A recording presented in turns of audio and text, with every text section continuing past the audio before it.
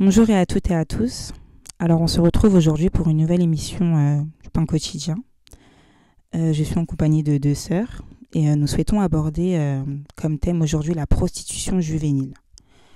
Alors, c'est un thème qui est assez complexe, qui n'est pas évident, mais on souhaite vraiment partager dessus pour sensibiliser un maximum de personnes, notamment la jeunesse. Et voilà.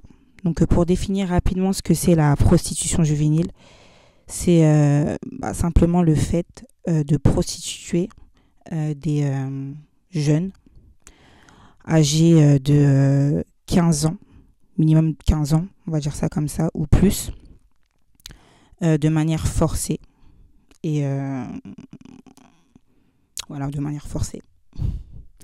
Et c'est un phénomène qui se fait de plus en plus entendre, notamment en France.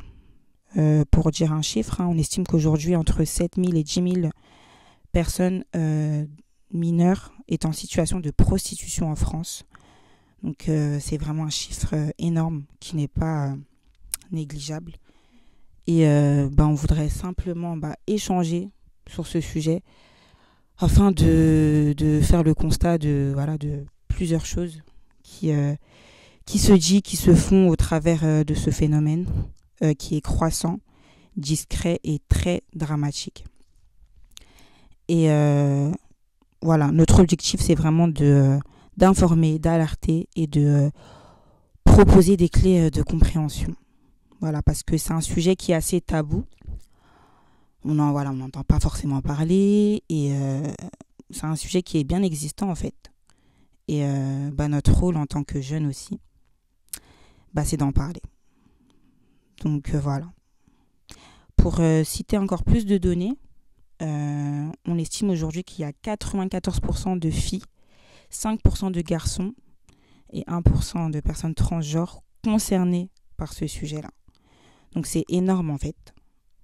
C'est énorme et c'est des jeunes filles qui, on est plus âgés, mais qui ont eu notre âge et ça peut être comme des petites sœurs en fait. Voilà, ou comme nos petits frères aussi. Et moi, personnellement, qui ai un petit frère, ça me touche, en fait, de retrouver des jeunes qui se prostituent sans qu'ils le veuillent, qui sont coincés, en fait, dans cette situation. Et voilà. Je laisse la parole à mes sœurs, parce que j'ai pas envie de trop monopoliser la parole. Si vous avez quelque chose à rajouter. Oui, bonjour à tous.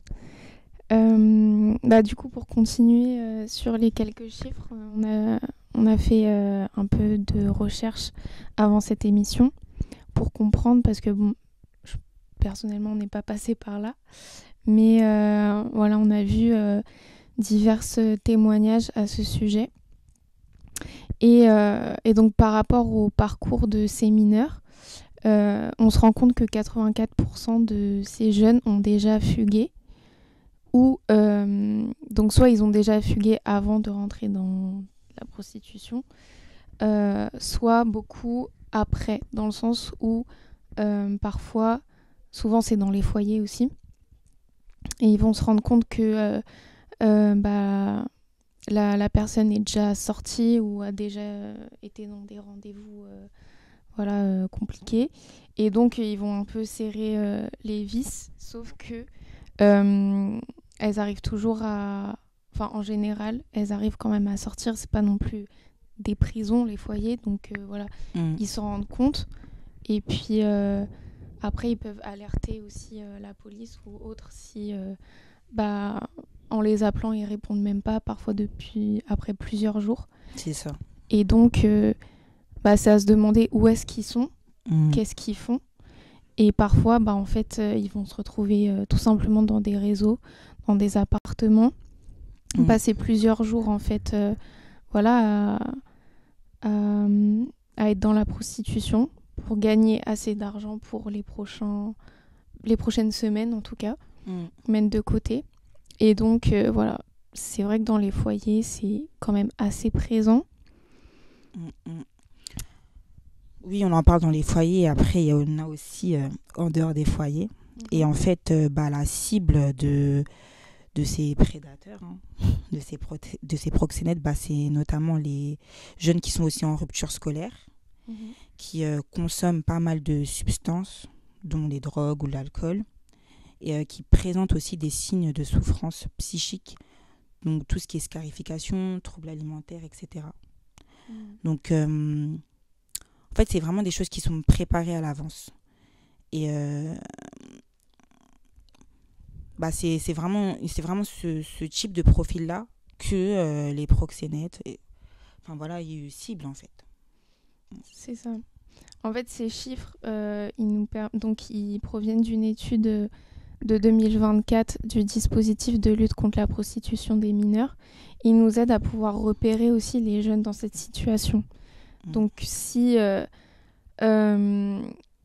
ils se retrouvent à avoir déjà fugué, à décrocher scolairement, à être dans des drogues ou dans l'alcool, ou si vous repérez des traces de scarification, des troubles alimentaires, il mange plus, ou alors il a des crises de boulimie, des choses comme ça. Ça peut être des signes en fait, déjà des signes de souffrance, c'est sûr, mais derrière aussi peut-être qu'il y a autre chose. C'est ça. Derrière, ça peut être aussi un certain manque d'éducation, parce que l'absence des parents se fait voir en fait. Mhm. La plupart du temps, ça va être ça. Un enfant qui vit dans un environnement instable est sujet à ce genre de répercussions-là. Et on revient encore sur l'éducation, hein, c'est vraiment important. Malheureusement, il y a des parents qui sont démissionnaires vis-à-vis de l'éducation de leur enfant. Il n'y a pas longtemps, je regardais un reportage justement qui a abordé le thème de la prostitution. Et en fait, c'était le cas d'une maman qui avait placé sa fille en foyer parce qu'elle n'avait pas la capacité de pouvoir s'occuper d'elle. Pourtant, on voyait bien que la mère de famille était là, en fait, était bien présente. Mais juste parce qu'elle n'avait plus forcément les capacités, la force qu'il faut, peut-être même l'envie, sa fille a dû être placée. Et en fait, la mère elle-même était perdue, en fait, parce que sa fille avait fugué et voilà, elle faisait de la prostitution aussi derrière. Il me semble qu'elle était même tombée enceinte. Enfin, voilà. Donc, c'est vraiment pas évident. Bonjour à tous. Du coup aussi, je voulais dire, en fait, rappeler qu'on vit aussi dans un monde de loups, en fait, où tout le monde ne veut pas forcément notre bien. Et il y a des choses qui... En fait, quand on est jeune, on a beaucoup, en fait, ce souci aussi de l'argent. C'est-à-dire que quand les parents ne peuvent pas donner de l'argent, alors que les amis autour, eux, ils ont les nouvelles chaussures, ils ont de nouveaux téléphones. Dans la tête d'un enfant qui n'a pas tout ça, en fait, ça commence à jouer et l'enfant va vouloir commencer à se débrouiller. Et c'est de cette façon, d'ailleurs, qu'on retrouve des jeunes dans les cités ou ailleurs, hein, encore, eux qui se retrouvent à vendre de la drogue. Et les filles, elles vont du côté de la prostitution. Tout ça, en fait, tout ça pour avoir de l'argent. Et après, en effet, si les parents n'ont pas, est-ce qu'on peut leur en vouloir? Non. Mais je pense que ça joue aussi un rôle un rôle super important dans l'entrée en jeu de la prostitution juvénile et de d'autres défis. Voilà. Donc... Oui, effectivement, comme tu l'as dit, en fait, aujourd'hui, l'apparence est de plus en plus importante, en fait. Et donc, c'est à l'école, c'est dehors, mais c'est aussi sur les réseaux sociaux qui ont amplifié fois 10 000 le phénomène. Et ils se comparent sur les réseaux. Qui n'a pas, même si notre enfant n'a pas de téléphone, il y a les camarades qui ont à l'école qui l'ont. Ou les amis, en fait, avec qui ils traînent. Les fréquentations. Les fréquentations. Et très vite, en fait, ça peut rentrer dans la moquerie. C'est-à-dire que même on veut que nos enfants, peut-être, ils aient pas de téléphone jusqu'à un certain âge, mais ils vont aller à l'école, ils vont voir d'autres enfants avec le téléphone, les autres vont se moquer d'eux. Comment ça, est-ce qu'à un certain âge, t'as pas de téléphone? Ou alors, comment ça, t'as pas telle paire de chaussures? Mais après aussi, la question qu'il faut se poser, c'est en tant que parent, quelle doit être la réaction? Est-ce que si on doit est-ce qu'on doit réagir en fonction de ça ou est-ce que quand même, je sais pas comment est-ce que vous le voyez, vous? Genre, parce que c'est vrai que c'est compliqué en fait. En effet, il y a les moqueries autour. On veut pas que nos enfants soient moqués, mais aussi on est des enfants du Seigneur. On peut pas tout faire comme tout le monde juste pour éviter certaines choses. Enfin, Bah, moi, je dirais que la clé, hein, c'est la communication, en fait. ouais. Faut parler. Mm. Bon, nous, on n'a pas forcément d'enfants. Ah oui, c'est ça. Nous, on a des petits frères et des petites sœurs. Bon, moi, en tout cas, j'ai un Bon, petit on a frère. des cousins, Voilà. des neveux. Voilà, des cousins, des neveux, etc. Et c'est la communication, en fait. Ouais. Parce que, bon, malheureusement, pourquoi beaucoup de jeunes aussi se retrouvent dans ce genre de situation, même ceux qui vivent aussi au sein d'une famille nucléaire où, enfin, voilà, tout se passe bien, ayant des parents, etc., ils sont aussi sujets à ça. Ouais. Mais finalement, il faut communiquer, en fait. Parce Mm. que ce soit à l'école ou dans l'environnement, on reçoit beaucoup de choses. Il y a beaucoup d'idées reçues. Mais maintenant, je pense qu'en tant que parent, faut s'asseoir avec son enfant et pouvoir discuter, communiquer, échanger. Et du Voilà. coup, je pense que ça revient sur la parole qui dit d'enseigner l'enfant dès l'entrée de sa voix. C'est ça. On peut le prendre? Oui, bah oui. Ouais.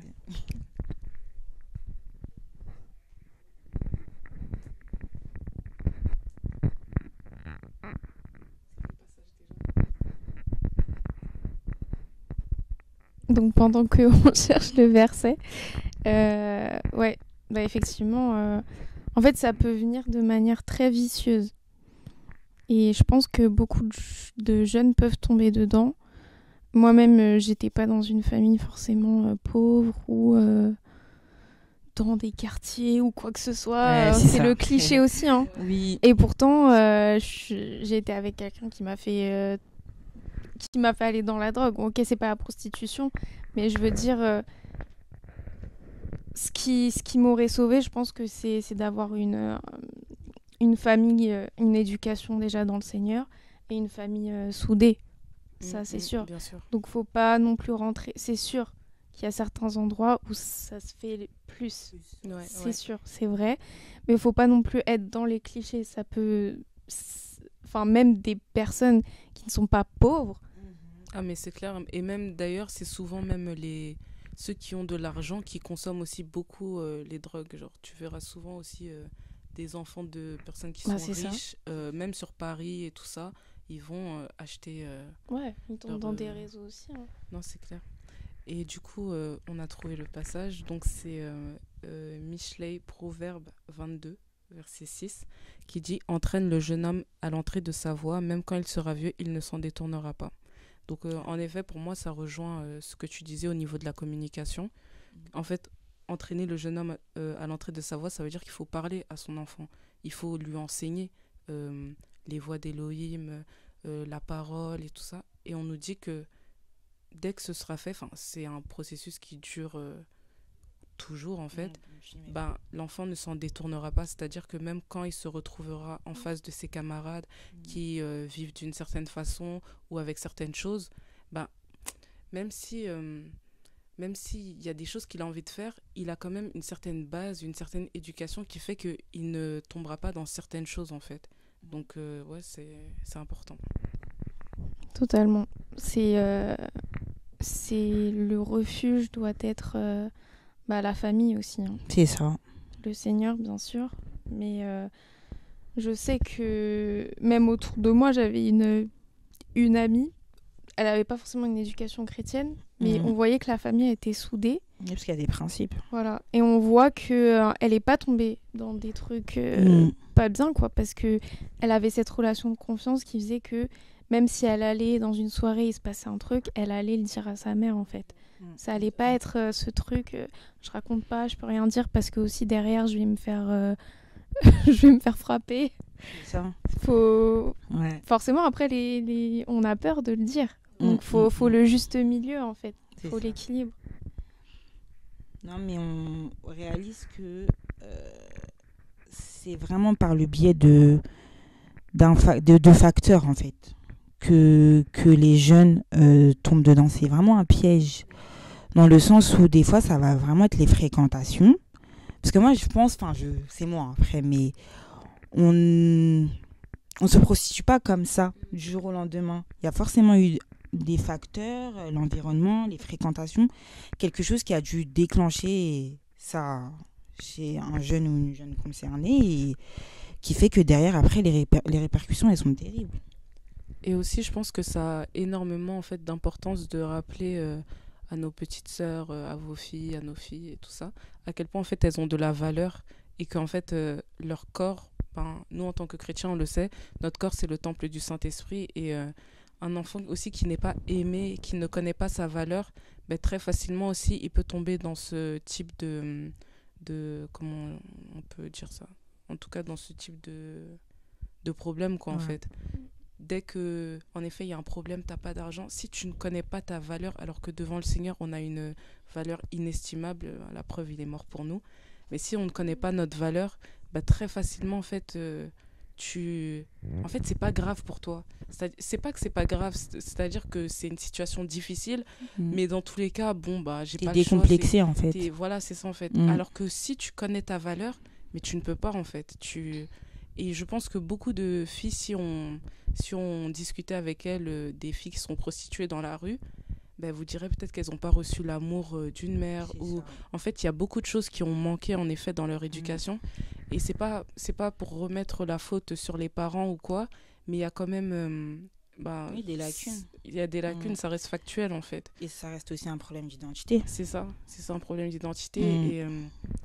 Et ça loupe pas en fait. Ouais. Si tu ne connais pas ta valeur, si tu ne connais pas qui tu es, surtout nous en tant que chrétiens, prenons le temps en fait de savoir à quel point on a de la valeur devant le Seigneur. Donc voilà, c'est aussi ce que je pense. Ok. Oui, voilà, de manière décomplexée et aussi, comment dire,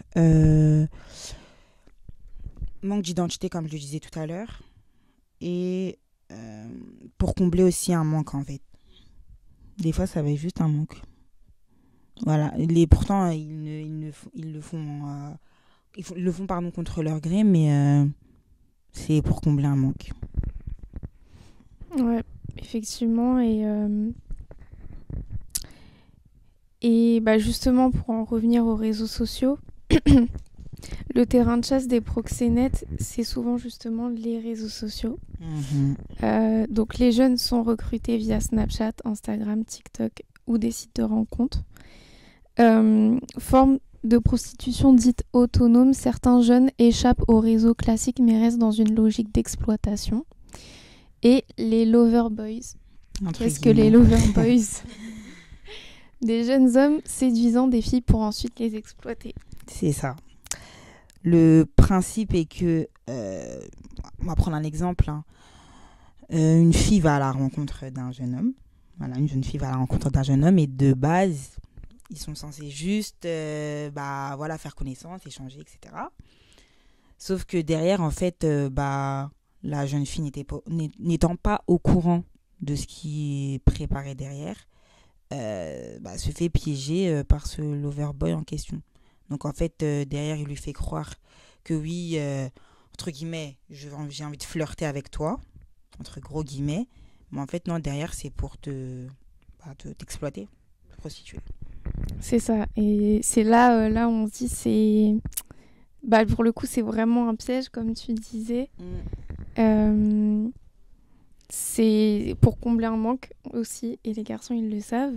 Ils savent comment parler à des filles. Voilà, vulnérables. Non, mais oui.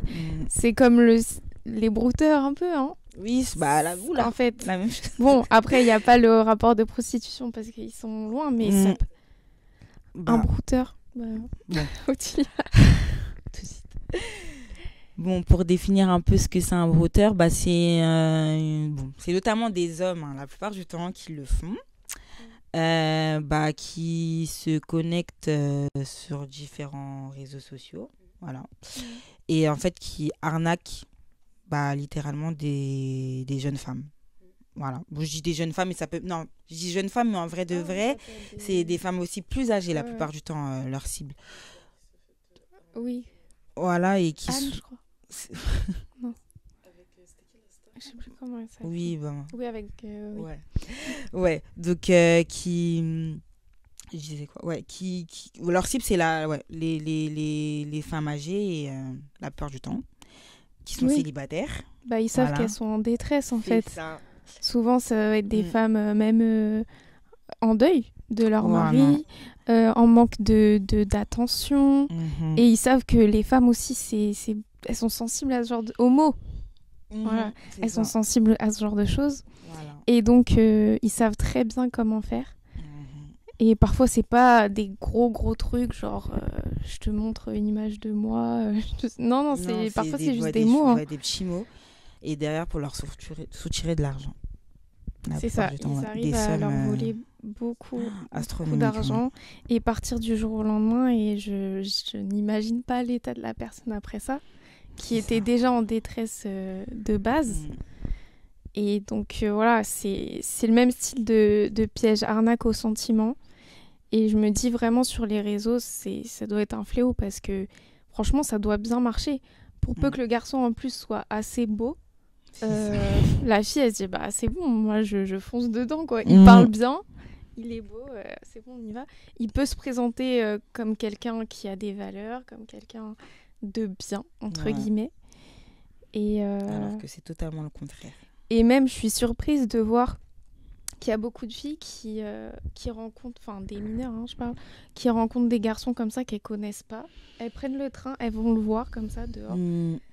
Un mec qu'elles ont rencontré sur les réseaux, mais tu sais pas où tu peux te retrouver en faisant ça. Vraiment, elles prennent des risques ça peut être hyper dangereux. énormes. Je disais en plus mentir aux parents comme ça. Ah, mais des fois, les parents ne le savent même pas. Il y a des enfants qui sortent, les parents ne savent pas où ils sont leurs enfants. Ouais, c'est vrai. Mais il y a aussi les enfants, par exemple, je vais chez la copine. Oui, ouais, après, il y en a ouais. qui mentent. Ouais. Mais c'est vrai qu'il y a aussi, aussi des parents qui ne savent pas quand leurs enfants sortent. Effectivement. Ça, c'est... Bon, je dis ça comme ça. Oui, et là, on parle bien de mineurs, hein, donc... Oui, c'est ça. Voilà, Bon. c'est pas des personnes qui peuvent faire leur vie. Voilà. Et quand t'es mineur, tu connais pas encore ton identité, t'es pas encore mentalement, ton cerveau, il est pas encore clair, tu vois. Et en fait, c'est fou parce que pour moi, il y a toujours en fait ce truc de comparaison qui revient toujours. C'est-à-dire que, imaginons un groupe de copines et tout ça, bah, si tes copines, elles sont aussi dans cette phase-là, en fait, ce truc de comparaison, c'est-à-dire que ta copine, elle est partie voir un garçon, bah, toi aussi, tu vas voir un garçon. En fait, c'est l'influence. Et c'est là que vraiment, on se rend compte que les fréquentations... Mais après, quand t'es jeune, tu t'en rends pas forcément compte. Oui. Et les parents ont beau te le dire, ils te le disent, hein, des fois, attention aux fréquentations, ils le disent même souvent. Mais tu fais pas forcément attention, en fait. C'est tu ça. vois. Et hop, tac. Et ça vous fait rire entre copines, vous envoyez un message et tout ça, vous vous dites... Alors qu'en fait, vous vous mettez en danger. Pas les conséquences derrière, genre, c'est dingue. Hein. Ouais. Et c'est comme ça que ça part. En fait, tout part de ça. Ça part de rien du tout. Hein. Ça part par rapport aux réseaux sociaux, ça part d'une petite discussion des fois. Voilà. Ça démarre comme ça. Un like, voilà. Oui, bah oui. C'est ça. Hein. Voilà. Ouais, c'est ça. Tu likes mes photos, je like tes photos. Hop. Petit DM. Allez, hop, c'est parti. C'est ça. Ouais, c'est ça. Hein. Donc...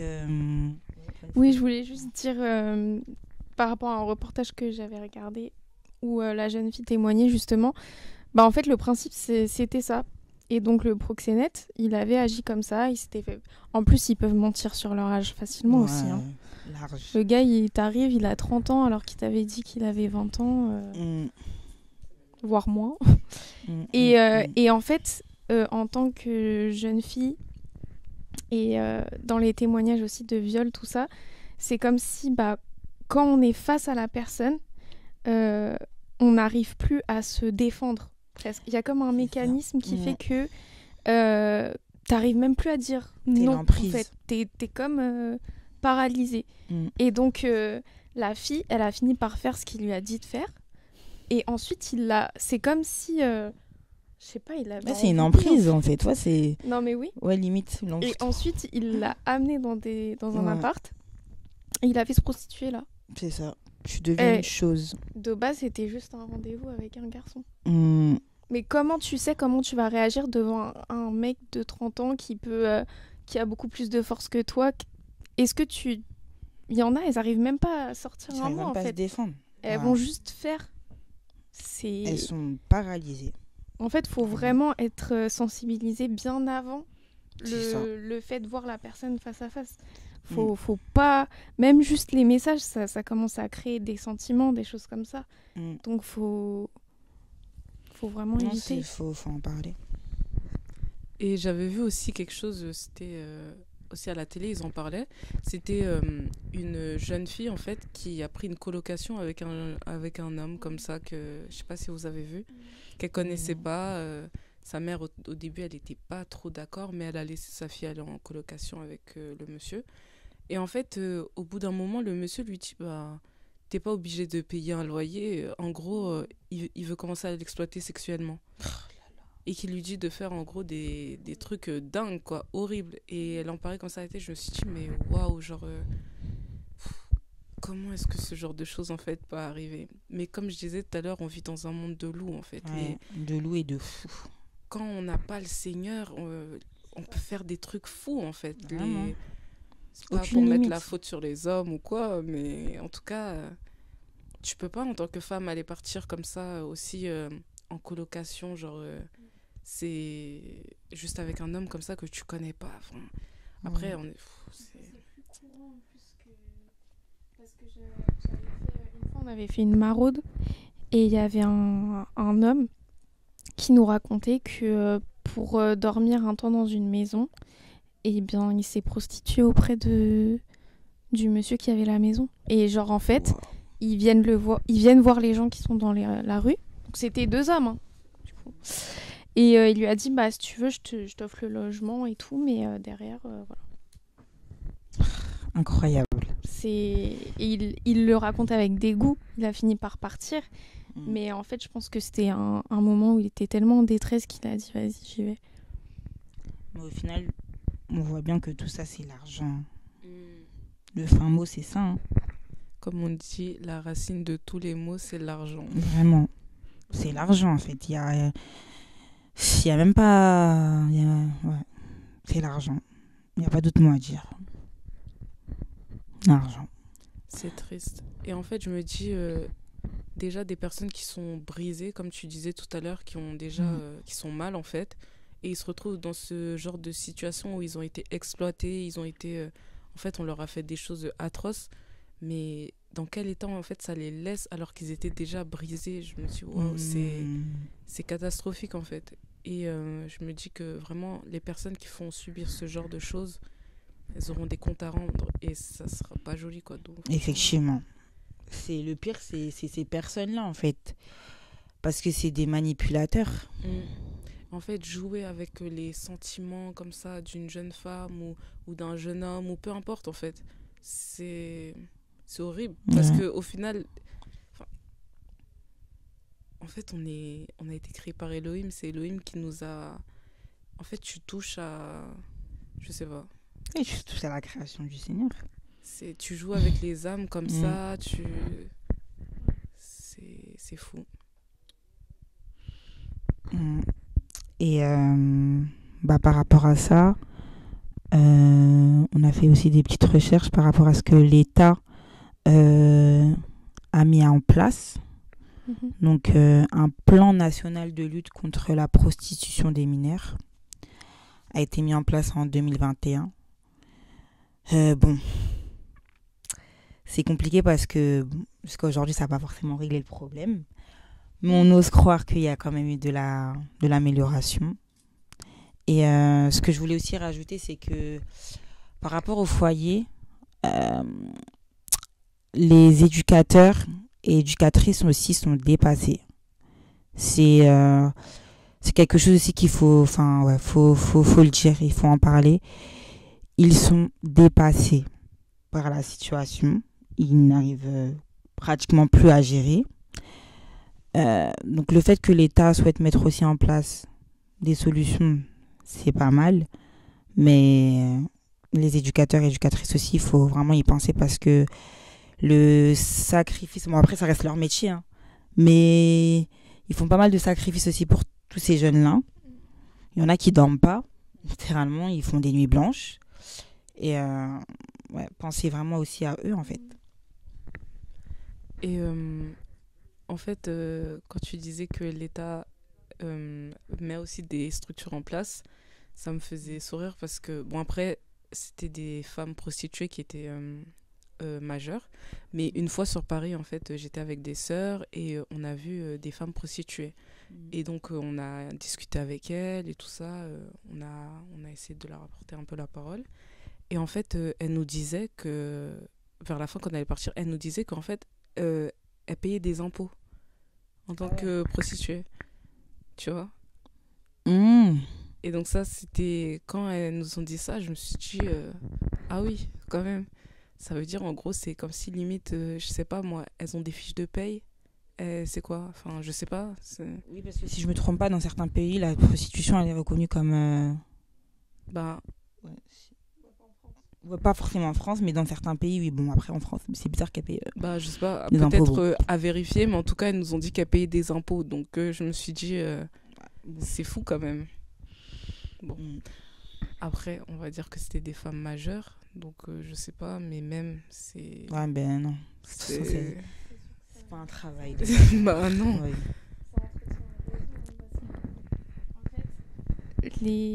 Enfin, on met des lois en place, mais souvent on voit que les gens en haut, ils les respectent même pas non plus.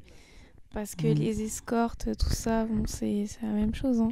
Et est-ce qu'elles sont pas mineures, certaines? Je pense qu'il y en a. Il y en a. Je pense qu'il y en a. Il y en a, ils montent beaucoup sur leur âge, bah oui. Voilà. Il y en a Donc, beaucoup qui montent sur leur âge. comme tu disais aussi, pareil, la drogue, tout ça, dans les hautes sphères, là-bas, c'est... Chez les riches, c'est pareil, hein. C'est pas que parce qu'on est pauvre et Ça qu'on concerne s'ennuie, tout le quoi. monde. Je veux dire, eux, ils savent plus quoi faire de leur argent, bah ils font ça. Alors qu'il y en a d'autres qui auraient besoin d'argent. C'est ça. Ça Donc, concerne vraiment tout le monde. C'est vraiment le désordre. Mais bon, comme tu l'as dit, effectivement, donc oui, l'acte sexuel rémunéré est interdit en France. Mais après, voilà, l'État, il essaye de faire quand même certaines choses. Certaines personnes dédient vraiment leur vie à ces enfants. Et c'est pas évident parce que peut-être que souvent, ils voient pas forcément les fruits de tout leur travail. C'est ça. Peut-être qu'il y en a 1 sur 50 qu'ils ont suivi, qui s'en sort, mais c'est pas évident. Et donc, faut vraiment qu'on puisse prier pour eux et que nous, déjà, en tant qu'enfants de la lumière du Seigneur, on puisse, autour de nous, peut-être repérer et essayer de faire ce qu'on peut. C'est ça. Dans la prière, bien sûr. Et comme tu disais, Grace, du coup, vous êtes allée voir des prostituées. Bon, c'est pas forcément l'appel de tout le monde, mais... Vous les avez croisées, ça? Bah en fait c'est ça parce que il y a plein de chrétiens, je pense aussi, ils sont un peu là comme si c'était du dégoût, ah non mais on va pas les voir tout ça. Mais c'est vrai, hein. Des fois on peut avoir cette réaction genre ah c'est des en mode non, mais... alors que non, elles sont en souffrance. Exactement. Et voilà, tout le monde n'est pas forcément allé à appeler Voilà. appeler à aller là-bas. C'est ça. C'est sûr. Mais déjà qu'on les voit pas de cette manière-là parce que même tout le monde connaît le passage où le Seigneur a relevé une femme qui était dans la prostitution. C'est un métier... Voilà, Rahab aussi. Donc ça nous montre que même dans la prostitution, le Seigneur peut libérer. de là. Et c'est des beaux témoignages. Parce que... pour sortir de ce milieu, c'est très dur. C'est vraiment dur. C'est très dur. C'est ça, comme tu le dis si bien, on a un rôle aussi en fait qui est important, notamment pour nous aussi parce qu'on est des jeunes femmes et il y a des jeunes aussi femmes de notre âge qui sont concernées par ça. Et voilà, faut vraiment pas prendre les choses avec dégoût. C'est ceux qui font ou ce qu'elles font est dégoûtant, mais pas les personnes en elles-mêmes en fait. Et comme ma sœur disait tout à l'heure, en effet, tout le monde n'est pas appelé à aller évangéliser les femmes prostituées ou voilà. Mais en effet, en fait, c'est notre rôle de manifester cet amour et comme vous disiez, en fait, de ne pas manifester plutôt du dégoût, en fait, parce que c'est vrai qu'en tant que chrétien, je pense qu'on le remarque tous, en fait, on a aussi des fois cette attitude à se croire supérieur aux autres. Il faut le dire. Des fois, en fait, on, se- on peut se croire supérieur aux autres, alors qu'en fait, le Seigneur, il ne prend pas plaisir à ça, en fait. Comme C'est on ça. nous le dit très souvent, le Seigneur, quand il marchait, à côté de lui, il y avait des femmes qui étaient prostituées, il y avait des collecteurs d'impôts, il y avait des... En fait, il y avait toutes sortes d'hommes. Non pas qu'ils restaient comme ça en étant avec le Seigneur, mais la présence du Seigneur, en fait, les transformait. Mais quand le Seigneur venait les chercher, ils étaient comme ça. Et n'oublions pas que nous sommes ambassadeurs du Mashiach, donc c'est-à-dire que nous sommes aussi amenés à ramener cette présence du Seigneur et que les vies aussi soient transformées. Donc, ne restons pas entre nous dans nos assemblées ou je sais pas, que entre frères et sœurs à croire que non, en fait, il faut sortir dehors, il faut voir la misère, il faut voir les gens dans les yeux, les regarder et leur dire si on en a, si le Seigneur nous pousse à le faire, qu'il les aime et qu'il veut changer leur vie en fait, mais ne restons pas sur nos acquis quoi.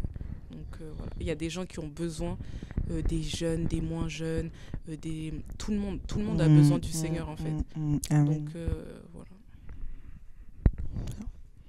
Je sais pas si vous voulez rajouter quelque chose avant qu'on conclue. Ok, bah juste pour conclure que la prostitution des mineurs n'est pas un phénomène marginal. Elle nous concerne tous et que ce soit au niveau des parents, des enseignants, des éducateurs. En tout cas, chaque adulte peut être une alerte, un soutien et une protection.